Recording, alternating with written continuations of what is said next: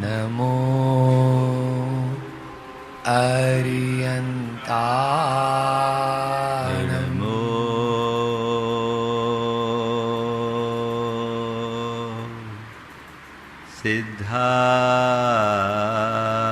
सिद्धाय नमो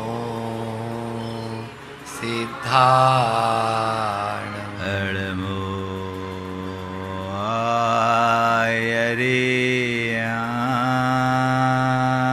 आयर्याणं नमो आयर्याणं नमो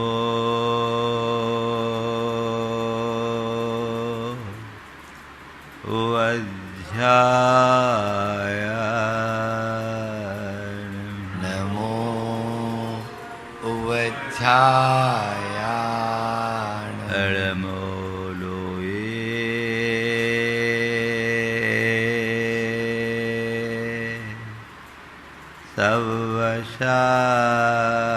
सवशाहुनं नमो लोये सवसाहु एसो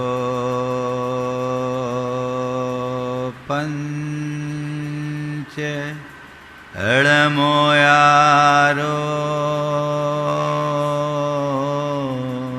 ऐसो पंच नमो यारो सवपाव पनाशिनो सव पाव पणासनो मंगलार्णं च सवेसिं मंगलाणं च सवेश पढ़मं ओ मंगलम परमं होय मंगलम। जय बोलो देवादिदेव 1008 श्री भगवान महावीर स्वामी की जय। अहिंसा परमो धर्म की जय। परम पूज आचार्य गुरुवर श्री विद्यासागर जी महाराज की जय। परम उपकारी परम पूज्य मुनि श्री 108 प्रमाण सागर जी महाराज की।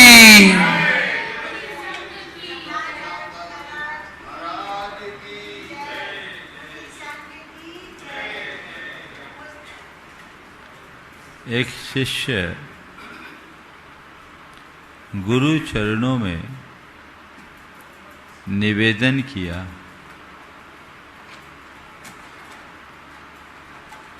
कि लोगों के मन में आवेश क्यों आता है।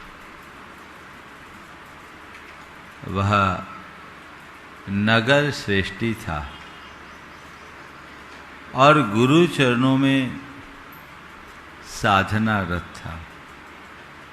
जैसे ही उसने गुरु के समक्ष ये बात रखी कि गुरुदेव आवेश क्यों आता है, गुरु ने बीच में ही बात काटते हुए कहा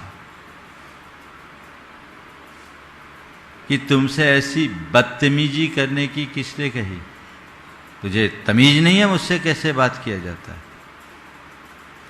गुरु ने इतना कहा और वो एकदम तमा गया। गुरुदेव आपने मुझे बदतमीज कह दिया, आपने मुझे क्या समझ रखा है? मैं आपका इतना भक्त इतना सेवक आपके चरणों में इतने विनम्रता के साथ अपनी बात रख रहा हूं और आपने मुझे बदतमीज कह दिया। गुरु सहज भाव से उसकी बात मुस्कुराते हुए सुन रहे थे। जब उसके भीतर का सारा गुबार निकल गया तो गुरु ने कहा, मैंने कुछ नहीं किया बेटा, मैंने तो तेरे सवाल का उत्तर दिया है। तूने पूछा आवेश क्यों आता है और मैंने बता दिया आवेश क्यों आता है। मैंने आज तुझे जो कुछ कहा तूने उसे पकड़ लिया, तेरे मन में आवेश आ गया। मैंने बदतमीज शब्द कहा और तुझे वो आवेश आ गया, तेरे हृदय में आग लग गई तो इतना लाल पीला होने लगा। ऐसा आग बबूला तो मुझसे मेरे सामने कभी नहीं हुआ। बोल ऐसा क्यों हुआ? ऐसा इसलिए हुआ कि आपने मुझे बदतमीज कैसे कह दिया। गुरु ने पूछा, ये बता तू बदतमीज है क्या? तू बदतमीज नहीं है तो तूने ये प्रतिक्रिया क्यों की? और ये प्रतिक्रिया तेरे ही अंदर आई, यहां और भी लोगों ने इन शब्दों को सुना, औरों को तो नहीं आई।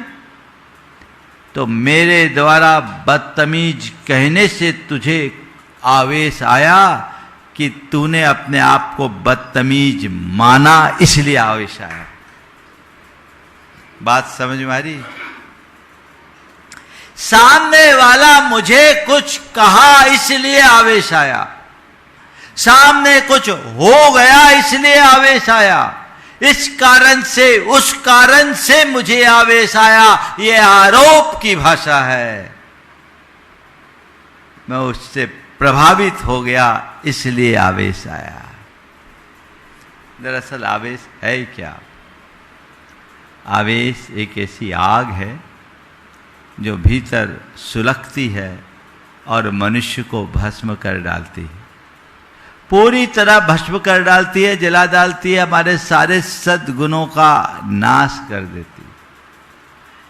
व्यक्ति की विवेक बुद्धि खंडित हो जाती है, उसे करनी अकरनी का अभाव हो जाता है, बोध समाप्त हो जाता है और वह किसी भी परिस्थिति में आकर कुछ भी स्थिति में ढल सकता है।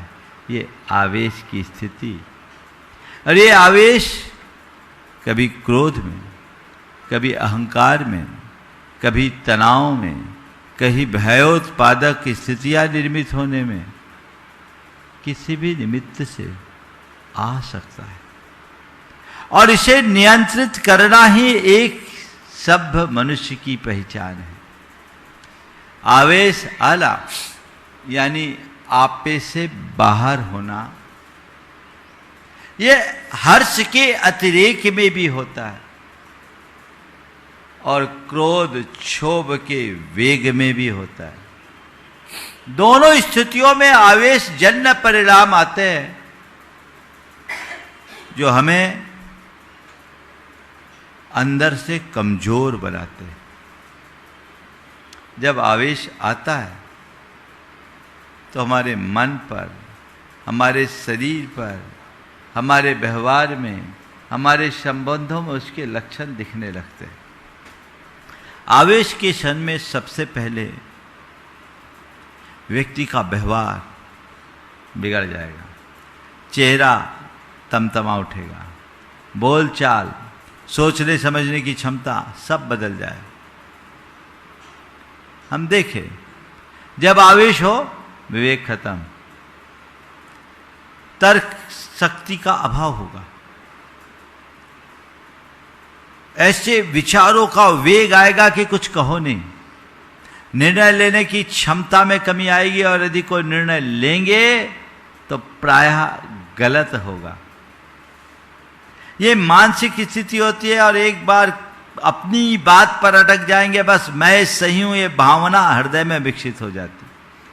ये आवेश की स्थिति में हमारी मन की परिणति होती है। जब आवेश होता है सांसें तेज चलने लगती है, हृदय की धड़कन बढ़ जाती है, चेहरा एकदम लाल पीला हो जाता है, भुजाएं एकदम तन जाती है, नसें खिंच जाती है, मुट्ठियां भींच लेते हैं, होता है। आवेश में मनुष्य अपने ही विरुद्ध एक ऐसी शक्ति का प्रस्फोट कर लेता है जो उसे ही नष्ट भ्रष्ट कर डालती। ये आवेश के परिणाम है। और ऐसे व्यक्ति जो आवेश से भरते, उनके संबंधों में बड़ा खिंचाव आ जाता है, उनकी स्थिति बड़ी भयानक और विकराल बन जाती है। वो कुछ भी करने या कहने की स्थिति में नहीं रहते।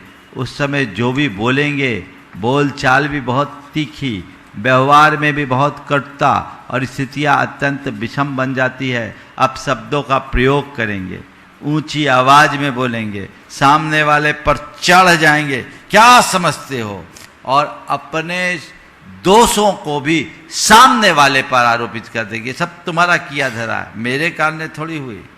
और ऐसे व्यक्ति बातचीत छोड़ करके बीच में उठ जाएंगे, उनकी स्थिति एकदम आक्रामक बन जाएगी। समझ लेना ऐसा व्यक्ति अभी आप पे से बाहर है।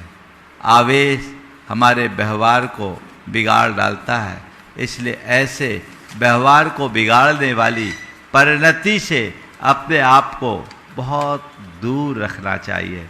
जब हम उससे अपने आप को दूर रखेंगे तब हम अपने जीवन को अच्छा बना पाएंगे, अन्यथा हमारे रिश्ते भी खराब होंगे और लोग हमसे कटेंगे, हम सबसे अलग थलग हो जाएंगे और सबके साथ कटुतापूर्ण संबंध बन जाएंगे। आज हमें इसी आवेश पर नियंत्रण रखने की बात सीखनी है, क्योंकि आवेश एक ऐसी स्थिति है जिसमें हम अपनी सुध खो बैठते हैं, अपनी पहचान खंडित कर देते हैं, हमें समझ में नहीं आता कि क्या कर रहे हैं और क्या नहीं कर रहे हैं। एक ऐसा भावनात्मक वेग या तूफान आता है जो सब कुछ तहस नहस कर देता है।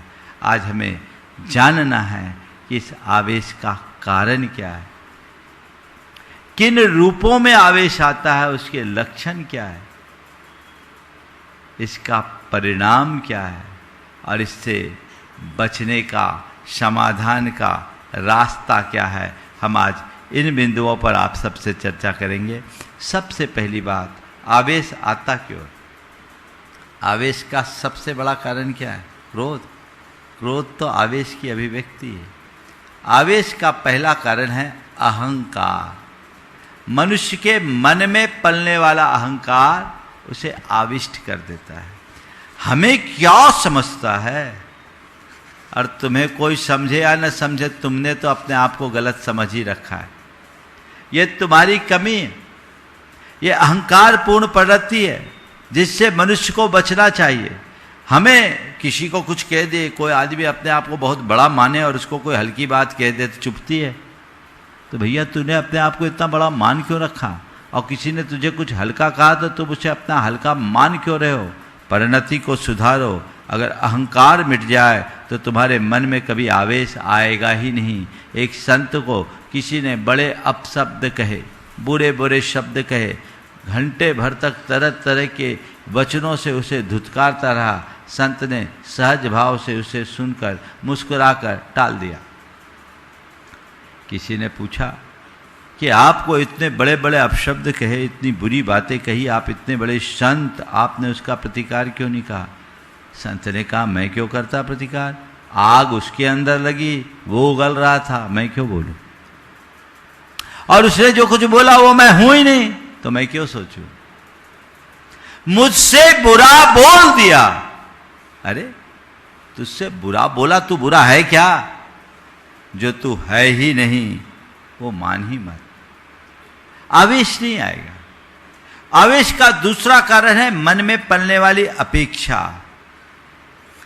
मेरी भावना को पूरा करना चाहिए, मेरी इच्छा पूरी होनी चाहिए, सामने वाले को मेरी बात माननी चाहिए और केवल मेरी ही माननी चाहिए। उसने मेरी क्यों नहीं सुनी? मेरी भावना का ख्याल क्यों नहीं किया? मेरी बात क्यों नहीं मानी? मेरी इच्छा की पूर्ति क्यों नहीं की?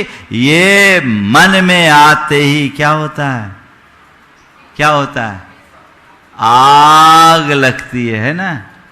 किसी ने आपके पास किसी की बात आई, मान लीजिए घर में बेटा है, उसने कोई निर्णय ले लिया और वो काम किया जो इसका आपने मनाही कर रखी थी। अब बताइए, आप सुनिएगा तो क्या कहिएगा?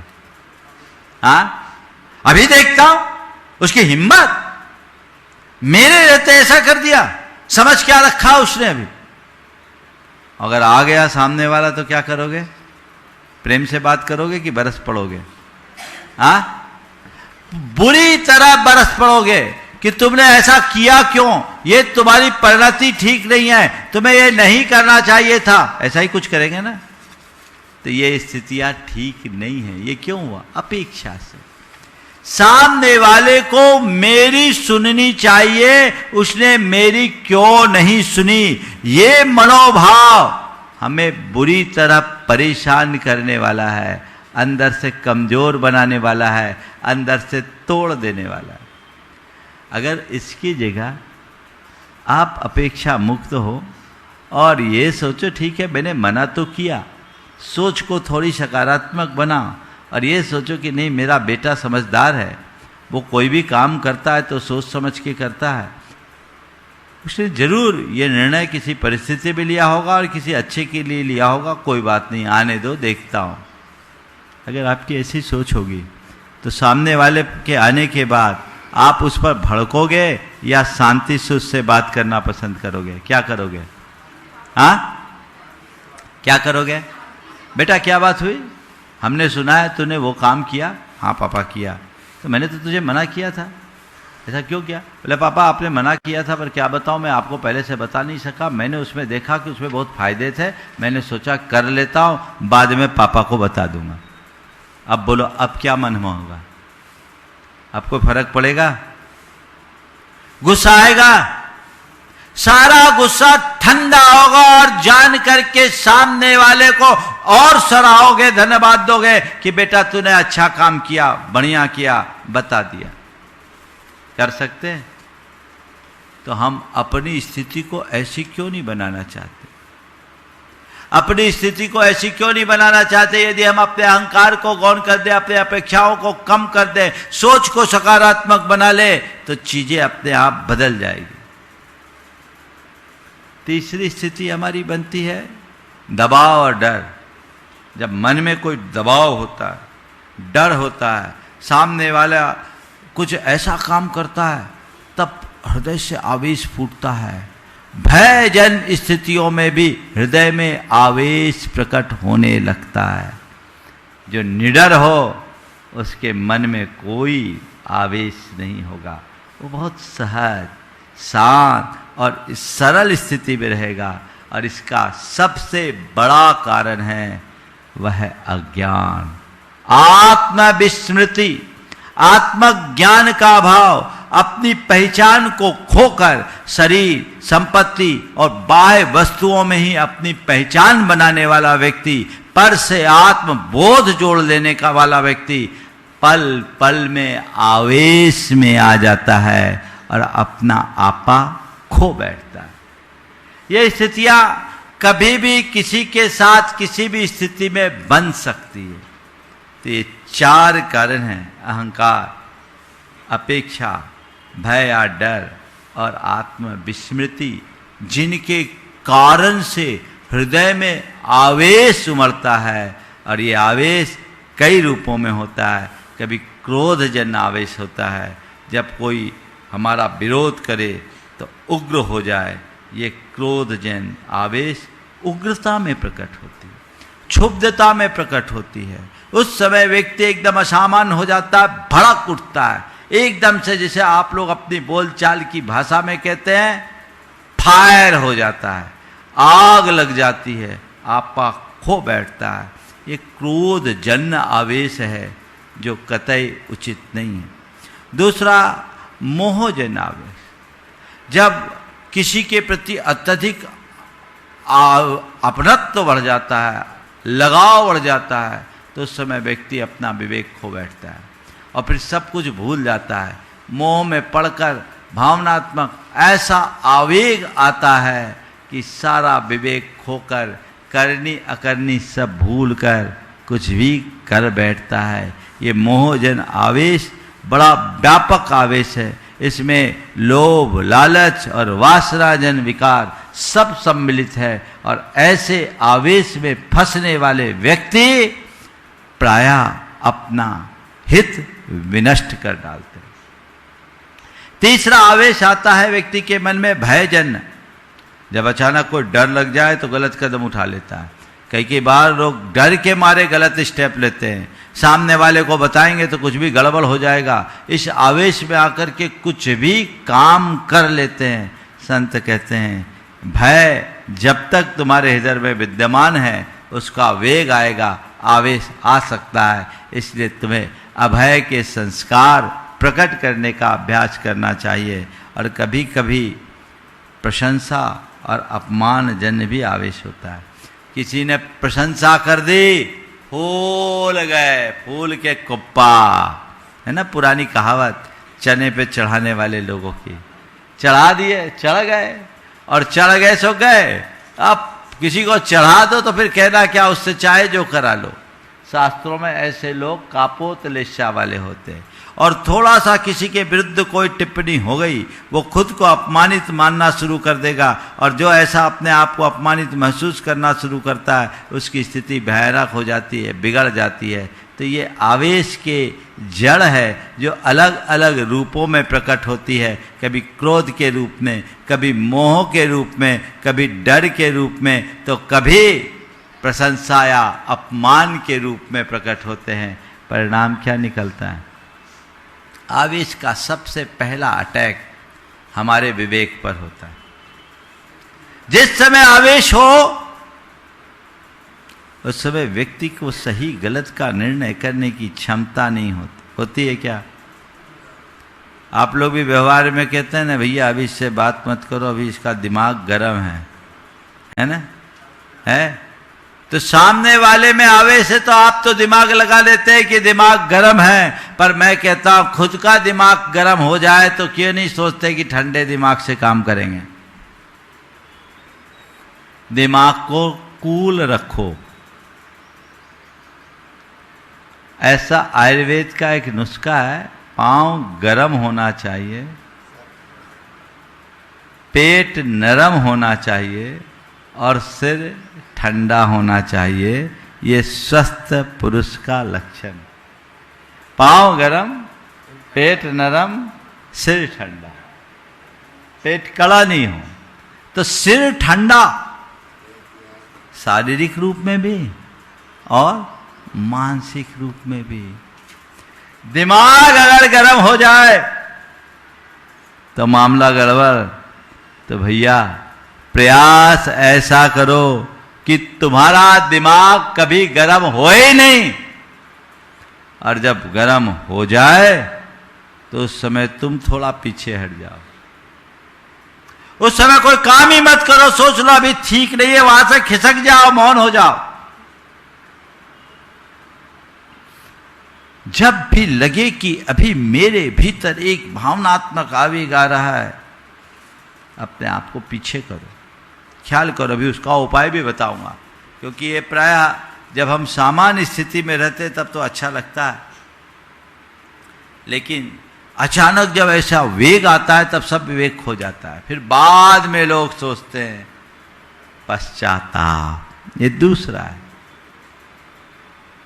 आवेश की शुरुआत अविवेक से होती है और अंत पश्चाताप से। जब आवेश होता है विवेक खो देता है, जो करना कर लिया, और ताकत भी शरीर में अतिरिक्त आ जाती है। अभी मैंने कहा ना, आवेश में व्यक्ति अपने शरीर के भीतर ऐसी शक्ति प्रकट कर देता है जिस शक्ति से वो खुद को ही नष्ट करता है।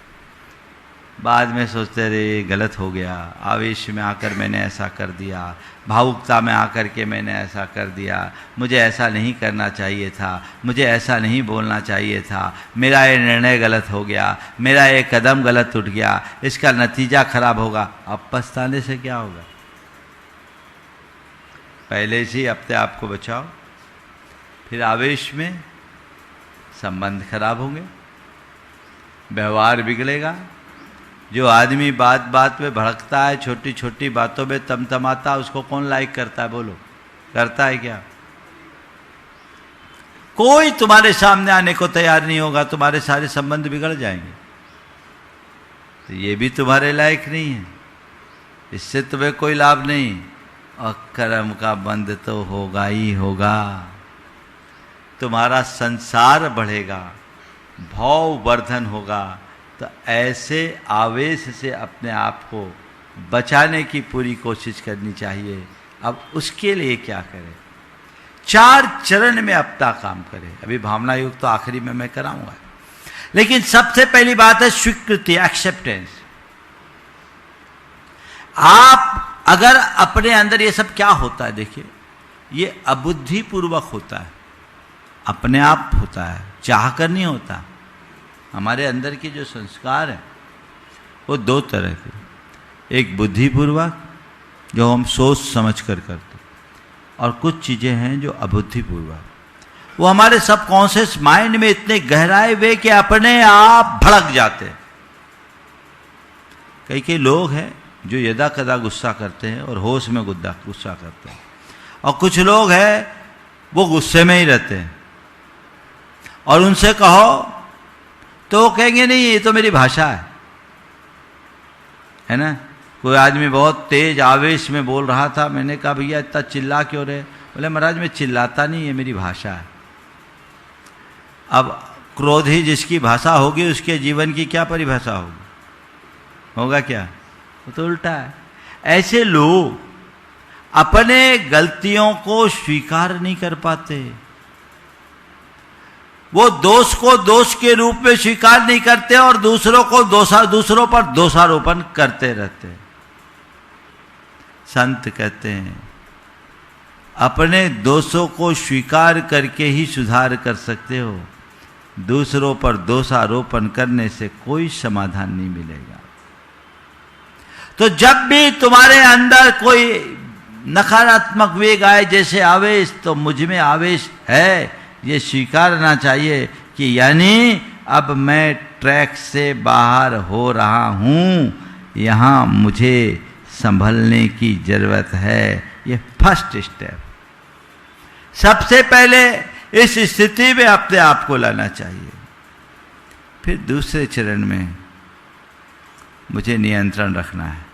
आवेश तो आया है, लेकिन मुझे नियंत्रण रखना है, अपने आप पर कंट्रोल करना है। ये आवेश आ रहा है, ये ठीक नहीं है, मुझे इसे नियंत्रण करना है। कंट्रोल करने की भावना मन में जगा लीजिए। और तीसरे चरण में विवेक। अगर विवेक सामने हो तो आवेश आएगा ही नहीं। आप देखिए दुकान पे होते हो, ग्राहक के सामने कभी आवेश आता है? बोलो क्यों? अपने उच्चाधिकारी के सामने आवेश आता है, गुरुजनों के सामने आवेश आता है, क्यों? ये हमने अपने मन में ऐसा संस्कार भर दिया है, हमने ऐसा विवेक भर रखा है कि यहाँ हमें कुछ नहीं करना। ये विवेक हमें संभाल कर रखता है। और इसी तरह हमें कुछ भी घटना घट जाए जिसके कारण से आवेश आ रहा है, अरे भैया क्षण भर की बात है, इसे हमें क्यों स्वीकारना? उसे नज़रअंदाज कर दे तो चीज़ें हम पर कभी हावी नहीं होगी और हम अपने आप को संभालने में समर्थ बन सकेंगे, जीवन को बेहतर बना लेंगे। दरअसल प्रायः जब ऐसी स्थिति आती है लोग अपना विवेक खो देते हैं और ऐसा अकृत्य कर बैठते हैं जो एक सामान्य मनुष्य के लिए कतई उचित नहीं होता। मैं इसलिए कहता हूँ आवेश एक प्रकार का क्षणिक पागलपन है, अस्थायी पागलपन जो अल्पकाल के लिए हावी होता है, पर उसका प्रभाव महाभयानक हो जाता है जो हमें अंदर से बुरी तरह तोड़ डालता है। हमें ऐसे आवेश पर नियंत्रण रखने का प्रयास करना चाहिए। यदि हम जगत में घटने वाली घटनाओं को महज घटना की तरह देखना शुरू कर दे, मात्र दृष्टा भाव का अभ्यास कर ले, यदि अपने हृदय में आध्यात्मिक चेतना का विकास कर ले, तो मैं समझता हूँ कुछ भी होगा, आवेश नहीं आएगा। मेरे संपर्क में एक सज्जन बहुत शांत रहते, बहुत शांत, उनको कोई कुछ भी बोल दे, उनकी प्रतिक्रियाएं बहुत कम होती है और होती है तो एकदम ठंडी। एक दिन मैंने उनसे पूछा कि आपके इस नेचर का कारण क्या है? आप एकदम इतने ठंडे रहते हो, इस नेचर का कारण क्या है? बोले महाराज जी मुझसे कोई भी बोलता है, कुछ भी बोलता है, तो मैं ये देखता हूँ यदि सामने वाले की बात काम किए तो मुझे एक्सेप्ट करना है और नहीं है तो मुझे एग्जिट करना है। मैं इस फार्मूले को अपनाता हूँ, इग्नोर करता हूँ, नज़रअंदाज कर देता हूँ। जिन बातों से मन में अशांति हो उसे मैं स्वीकार ही नहीं करता, तो मुझको कोई फर्क नहीं पड़ता। महाराज सामने वाला बोलता है, मैं सुनूं तब तो प्रभाव पड़े, मैं सुनता ही नहीं, सुनकर अनसुना कर देता हूँ। अगर हमारे मन में ऐसी सामर्थ्य आ जाए कि हम चीज़ों को सुनकर अनसुना करना शुरू कर दे, तो हमारे जीवन की दिशा और दशा बदल सकती है। हम अपने जीवन में व्यापक बदलाव घटित कर सकते हैं। अपने अंतरंग में ऐसे संयम जगाना चाहिए जो हमारे अंदर नियंत्रण उत्पन्न कर सके, अपने आवेश पर अंकुश ला सके और जीवन को बेहतर बनाया जा सके। मैं उस आवेश की बात को नियंत्रित करने के लिए भी भावना योग आप सबसे कराऊंगा कि अगर आप प्रतिदिन 10 मिनट केवल अपने आवेश को शांत करने के लिए दें तो जीवन में बहुत बड़ा बदलाव आ सकता है। जय बोलो देवादिदेव 1008 श्री भगवान महावीर स्वामी की जय। अहिंसा परमो धर्म की जय। परम पूज आचार्य गुरुवर श्री विद्यासागर जी महाराज की जय। परम उपकारी परम पूज्य मुनि श्री 108 प्रमाण सागर जी महाराज की। एक युवक शहर से गांव की ओर जा रहा था। रास्ते में जंगल पड़ा। अचानक उसे तेज संघर्षण की आवाज सुनाई पड़ी। निकट जाने पर उसने देखा बांस के पेड़ आपस में टकरा रहे थे। परस्पर के संघर्षण से तेज आवाज हो रही थी और देखते ही देखते वह संघर्षण आग में परिवर्तित हो गया। आग की लपटें आकाश में फैलने लगी। वो कांप गया।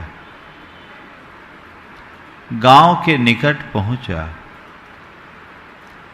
उसके कानों में फिर वैसे ही संघर्षण की ध्वनि आई। उसका मन भयातुर हो उठा। उसे लगा कि कहीं अब फिर से वैसी ही आग ना हो जाए। वो आग तो जंगल की थी, कोई बड़ी बात नहीं, पर ऐसी आग यदि बस्ती में आ जाए तो बड़ी मुश्किल होगी। वो आगे बढ़ा। वो आवाज एक घर से आ रही थी और वो उसी घर में पहुंचा। देखा एक महिला मथानी से दही का मंथन कर रही थी। वो आवाज उस मंथन का था। रुका तो वहां मंथन पूर्ण होते ही नवनीत निकला और गृहिणी ने उसे दिया।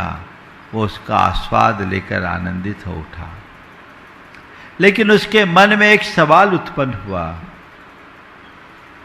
कि अभी थोड़ी देर पहले एक संघर्षण था जिसमें आग उत्पन्न हुई और अभी का ये संघर्षण है, इससे नवनीत ऐसा क्यों? निष्कर्ष ये है कि बांसों के संघर्षण में आग थी, क्योंकि हर बांस एक दूसरे से टकरा रहा था।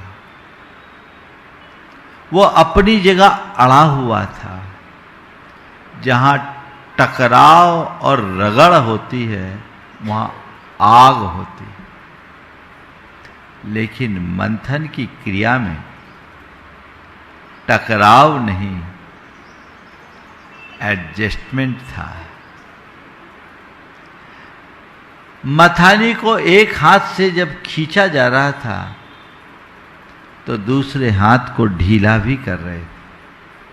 एक तरफ खींचना, एक तरफ ढील देना, एक तरफ खींचना, एक तरफ ढील देना, ये क्रिया मंथन की क्रिया है।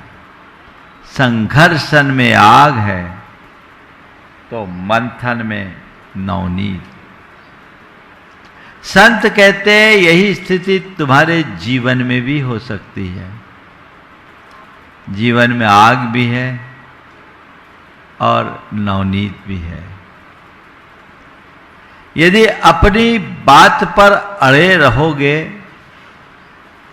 तो संघर्षण होगा, और सामने वाले की बात को एडजस्ट करोगे तो मंथन होगा। संघर्षण में आग और मंथन में नवनीत। हम कर क्या रहे हैं, हमें ये देखने की जरूरत है। आज हर व्यक्ति के मन में बैठे हुए एक ऐसी ही दुर्बलता की बात मैं करना चाह रहा हूं, वह है आग्रह। कुछ लोगों की ऐसी मनोवृत्ति होती, वो अपनी ही बात पर अड़ जाते हैं। आग्रह यानी जो मैं कहूं वो करो, जो मैं चाहूं वो करो, जैसा मैं चाहूं वैसा ही करो, और जब मैं चाहूं तब ही करो। जब व्यक्ति अपनी अपेक्षा को औरों पर थोपना शुरू कर देता है तो वह आग्रह बन जाता है। अपनी अपेक्षा को सामने वाले पर थोपने की मनोवृत्ति, ये आग्रहशील वृत्ति है। अपने मन को टटोलो, मेरी मनोदशा क्या है, मैं अपनी बात को रखूं, इसमें बुराई नहीं है, पर अपनी बात पर अड़ूं, इसमें अच्छाई नहीं है। आप अपने मन को टटोलिए और देखिए आपकी कैसी मनोवृत्ति है, अपनी बात को रखने वाली या अपनी बात पर अड़ने वाली। क्या हो गया? जो अड़ते हैं वे लड़ते हैं। अड़ोगे तो लड़ोगे, जहां अड़ाई वहां लड़ाई,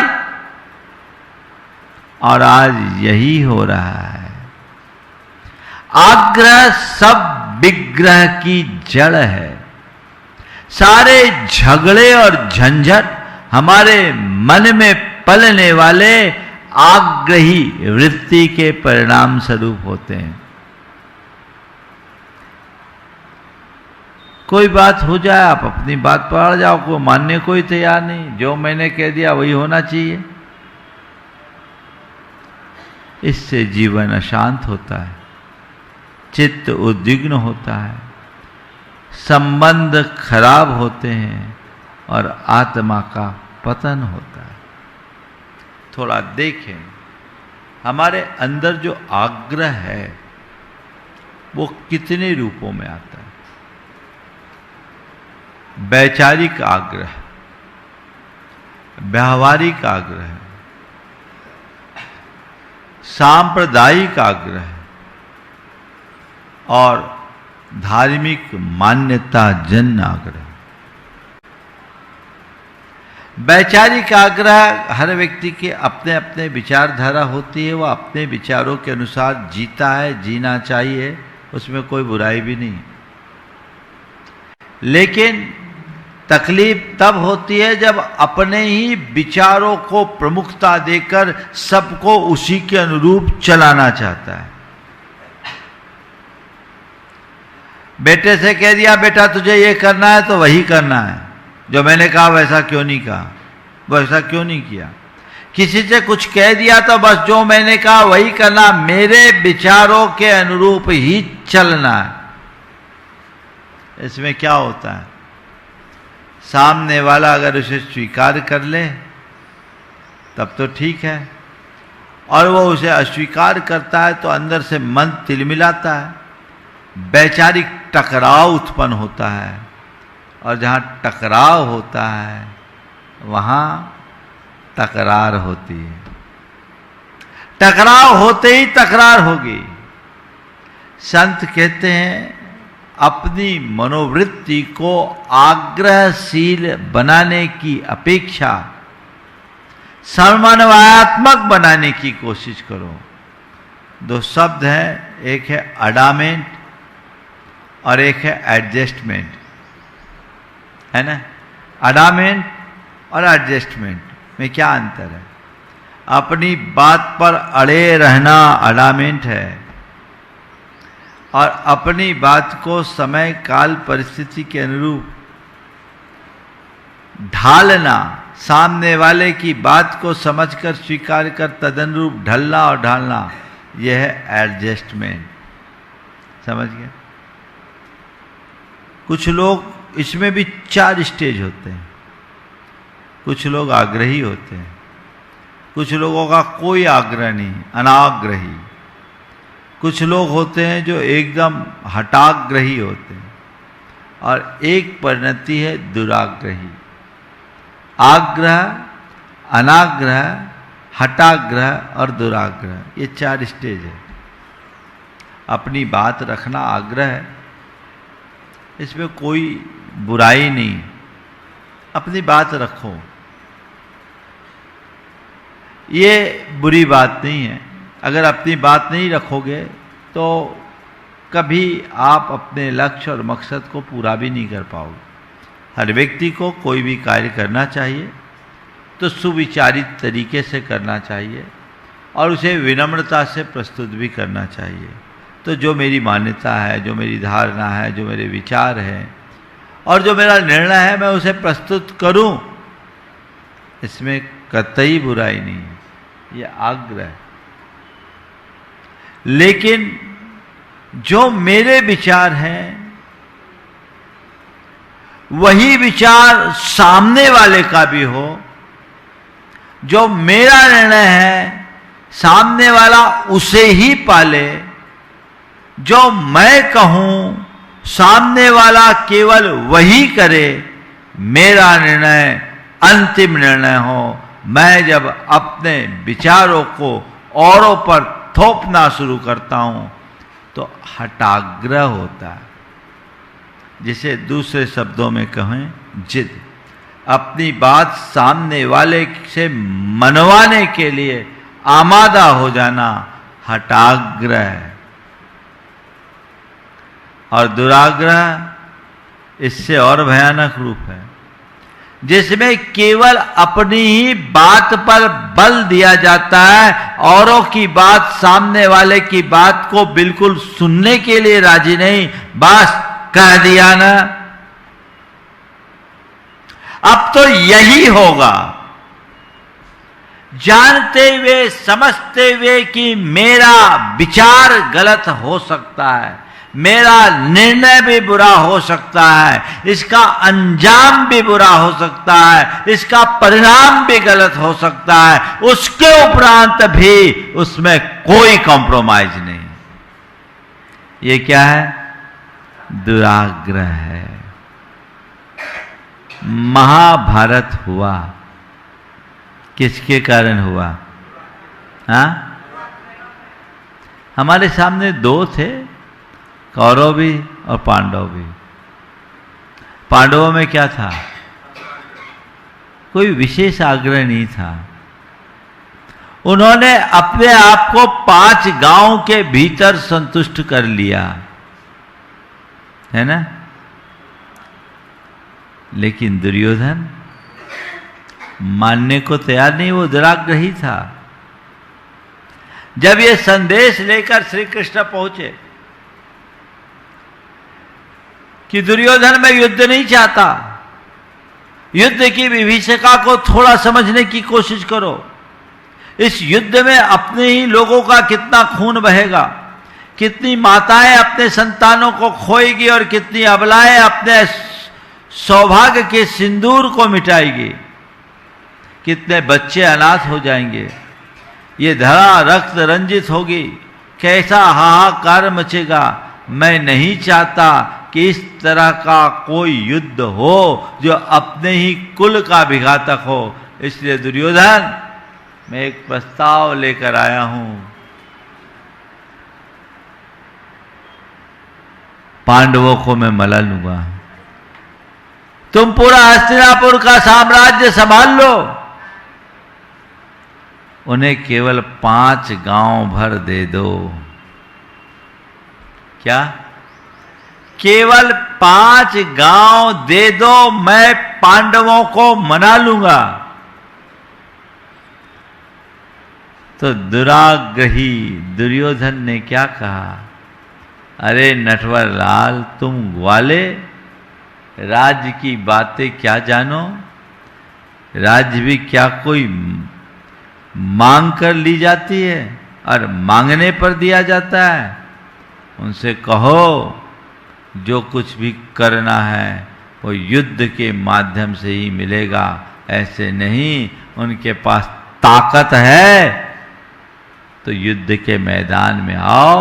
सुच्चाग्रमपि न दास्यामि बिना युद्धे न केशव।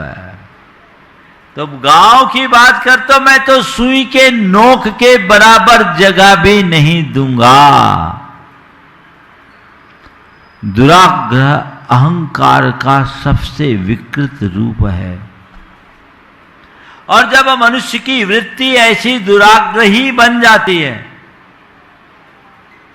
तो वो अपनी क्षमता, शक्ति, परिस्थिति को अनदेखा कर अपने ही निर्णय पर अड़ता है और अपने आप को जरूरत से ज्यादा आंक लेता है।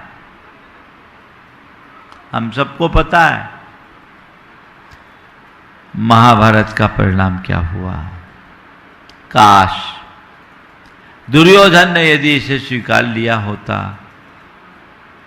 तो आज दुर्योधन का नाम एक कलंकित व्यक्ति की श्रेणी में नहीं होता। होता क्या? ये तो द्वापर युग की बात हुई। रावण के साथ भी ऐसा ही हुआ। रावण को सबने समझाया पर रावण मानने को राजी नहीं रहा। था क्या राजी? नहीं नहीं, मैं सीता को वापस तो लौटा दूंगा पर युद्ध के बाद। रावण का भी बुरा अंत हुआ। तो ये त्रेता युग में रावण, द्वापर युग में कौरव, दुर्योधन अपने दुराग्रह के कारण अपना दुर्दांत अंत किए। ये तो एक युग की बात हो गई। अपने भीतर उतर करके देखो वर्तमान युग में हम कहाँ हैं। आज घर घर की इस दुराग्रही मनोवृत्ति का क्या कुपरिणाम हो रहा है। भाई और भाई के बीच में जो खाई बन रही है, आपस में जो लड़ाई है, क्या उसके पीछे ये दुराग्रह कारण नहीं है? और अब तो भाई भाई तक सीमित नहीं रहे। मैंने ऐसे कई दुराग्रह देखे जो पिता पुत्र के बीच में भी, भाई भाई के बीच में भी और पति पत्नी के बीच में भी ऐसी दुराग्रही प्रसंग आए जिसने सबका विनाश किया। मैं 3 प्रसंग बताता हूं। आग्रह के क्या परिणाम होते हैं और कैसे आग्रह हमारे कुल का विध्वंस करता है। एक जगह एक परिवार, 4 भाइयों का परिवार। पिता ने सबको अपार संपत्ति दी पर चारों भाइयों का एक संयुक्त प्रॉपर्टी थी। वो एक कोल्ड स्टोरेज था, अच्छा खासा था, चालू कोल्ड स्टोरेज था। ये संयुक्त थी। अब चारों भाई चाहते कि हमको मिले, जबकि चारों को के पास जो था वो पर्याप्त था, लेकिन चारों चाहते कि हमें मिले। ये हमारे पिता की संपत्ति है, पिता के द्वारा स्थापित किया कोल्ड स्टोरेज है और इसी के बल पर हम लोग इतना पनपे, हमको मिले। पिता की संपत्ति पाने के लिए तो सब तत्पर हो जाते हैं, पर पिता की विरासत को अपनाने के लिए कोई बिरला ही आगे आता है। वो आपस में बार बार ये पिताजी ने बनाया, हमारा पूरा एम्पायर इसी के बदौलत खड़ा हुआ, हम इसको लेंगे। कोई मानने को राजी नहीं। एक दिन बड़े भाई के बेटे ने अपने तीसरे नंबर के चाचा के ऊपर एक पत्थर उठा दिया मारने के लिए, जिसको आप लोग फरसी बोलते हैं। वो तो लोगों ने नहीं पकड़ा होता तो उस दिन बहुत बुरा हो सकता था। मानने को किसी तरीके से कोई राजी नहीं। और मजे की बात, चारों भाई धार्मिक, पूजा पाठ करने वाले, साधु संतों के संपर्क में रहने वाले, आहार देने वाले, चौका लगाने वाले, प्रवचन सुनने वाले। संयोगता मेरा वहाँ प्रवास था। ये बात मेरे कान में आई कि महाराज ये परिवार तबाही के कगार पर है। कोल्ड स्टोरेज भी पिछले 2 सालों से बंद है आपस के झगड़े के कारण, और इन लोगों के पास इतना है कि उसके आगे इस कोल्ड स्टोरेज का कोई मूल्य नहीं। मैंने एक एक करके चारों से बात की, उनके मन को ढीला किया, समझाया। कोई मानने को तैयार नहीं पहले तो, लेकिन मैंने उन्हें झकझोरा, धिक्कारा, और हमने कहा तुम्हें पिता की संपत्ति से इतना ही राग है, तुम लोगों के पास इतना सब कुछ मिला है, तो पिता का नाम अमर कर दो, इसे परमार्थ के कार्य में लगा दो, परमार्थ के कार्य में लगा दो। एक अच्छा काम हो जाएगा, तुम्हारे पिता के प्रति कृतज्ञता भी प्रकट हो जाएगी, तुम्हारे पिता का नाम भी चिरस्मरणीय बन जाएगा। नहीं महाराज, वो भी हम लोग करेंगे तो अपना अलग अलग करेंगे, इकट्ठे नहीं करेंगे। तो मैंने कहा भैया तुम ही लोग आपस में फार्मूला निकाल लो, एक दूसरे को एक ले लो, बाकी कंपनसेशन कर लो। बोले ये भी नहीं होगा, कोई मानने को तैयार नहीं। अंततः ये हुआ कि एक अच्छे खासे कोल्ड स्टोरेज को डिस्ट्रॉय करना पड़ा, और उस 2.5 एकड़ की प्रॉपर्टी के 4 बराबर हिस्से हुए। कोई वैल्यू भी नहीं रही। और जिसके पीछे वो लोग लड़े, जितना जितना उसका मूल्य बचा, उससे ज्यादा उसको किराए में मिल सकता था। सोच जब उल्टी होती है तो सब कुछ उल्टा ही चलता है। वे मानने को राजी नहीं। वो पूरा कोल्ड स्टोरेज, वो परिवार ही कोल्ड स्टोरेज वाला परिवार कहलाता था। इनके दुराग्रह के भेंट चढ़ गया, दुराग्रह के भेंट चढ़ गया। ऐसी मनोवृत्ति जब आती है तो मामला गड़बड़ हो जाता है। भावना योग की बात कर रहा हूं, सभी लोग स्थिर हो जाएं। एक छोटा सा भावना योग अपनी आग्रही मनोवृत्ति से बचने के लिए। सहज शांत बैठ जाएं, आती जाती सांसों को ले और छोड़े।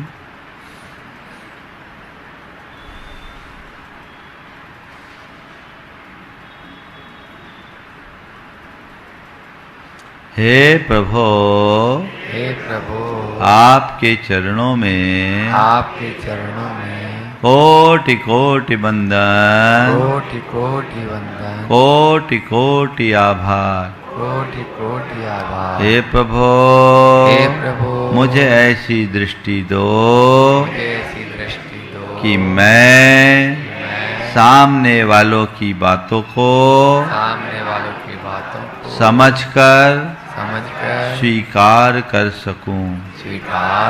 हे प्रभु, मुझ में समझ और स्वीकारने की शक्ति उत्पन्न कर दो। हे प्रभु, मुझ में स्वीकार भाव हो, मुझ में स्वीकार भाव हो, मुझ में स्वीकार भाव हो, मुझ में स्वीकार भाव हो, मुझ में स्वीकार भाव हो, मुझ में स्वीकार भाव हो। मुझ में स्वीकार भाव हो। मैं सबको समझ सकूं, सबको समझ सकूं, मैं सबको समझ सकूं, सबको समझ सकूं, मैं सबको समझ सकूं, सबको समझ सकूं, मैं सबको समझ सकूं। सबको समझ सकूं। हे प्रभो हे प्रभु मुझ में ऐसी दृष्टि जगा दो ऐसी दृष्टि जगा दो कि मैं मुक्ताग्रही बन सकूं। मुक्ताग्रही बन सकूं। हे प्रभो मुझ में ऐसी दृष्टि जगा दो ऐसी दृष्टि जगा दो कि मैं मुक्ताग्रही बन सकूं। मुक्ताग्रही बन सकूं। हे प्रभु बीते दिन में मैंने न जाने कितनी बार अपनी आग्रहशील मनोवृत्ति के कारण औरों के साथ दुर्व्यवहार किया। उन्हें कटु वचन कहे। अपनी बात मनवाने के लिए बाध्य किया। अपने विचारों को थोपने का कुप्रयास किया। व्यर्थ में आपसी विवाद किया। उसका मुझे घोर पश्चाताप है। मैं उसकी निंदा करता हूँ और उनका परित्याग करता हूँ। हे प्रभु मेरी आग्रहशील वृत्ति के कारण जिस किसी का भी दिल दुखा हो कष्ट पहुँचा हो उन सभी से मैं हृदय से क्षमा चाहता हूँ। अपनी ओर से उन्हें क्षमा करता हूँ। वे भी मुझे क्षमा करे। वे भी मुझे क्षमा करे। हे प्रभु मुझे आग्रह मुक्त रहना है। मुझे आग्रह मुक्त रहना है। मुझे आग्रह मुक्त रहना है। मुझे आग्रह मुक्त रहना है। मुझे सकारात्मक रहना है। मुझे सकारात्मक रहना है। मुझे सकारात्मक रहना है। मुझे सकारात्मक रहना है। मुझे सकारात्मक रहना है। मुझे सकारात्मक रहना है। हे प्रभु मैं आग्रह मुक्त हूँ। मैं आग्रह मुक्त हूँ। आग्रह मुक्तो हम। मुक्ताग्रहो हम। मुक्ताग्रहो हम। मुक्ताग्रहो हम। सहजो हम। सहजो हम। सहजो हम।